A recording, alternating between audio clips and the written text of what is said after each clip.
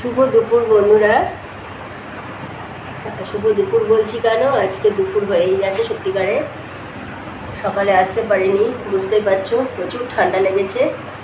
আর এখন বসেছি, কালকে রাতের বেলা আমাদের মুদি দোকানের সব এই যে মাসকাবারি জিনিস সব নিয়ে আসা হয়, যে সে নিয়ে এসেছে, কিন্তু গতকাল রাতের বেলা তুলতে পারিনি, এতই শরীর খারাপ ছিল, জ্বর উঠে গিয়েছিল। জ্বর ওঠার কারণ এত গরম পড়েছে না, এই গরমের জন্য বারবার স্নান করছি। রাত্রেবেলা মনে হয় 10 বার স্নান হয়ে যায়, যতবার ঘুম ভাঙে বাথরুমে গেলেই স্নান, গায়ে জল ঢেলে তারপরে ঘরে আসি, যার জন্য শরীরটা আমার খুবই খারাপ। ঠান্ডা লেগে কাশি হয়ে জ্বরে উঠে গেছে, অনেক কষ্টে কাজ করছি সকাল থেকে।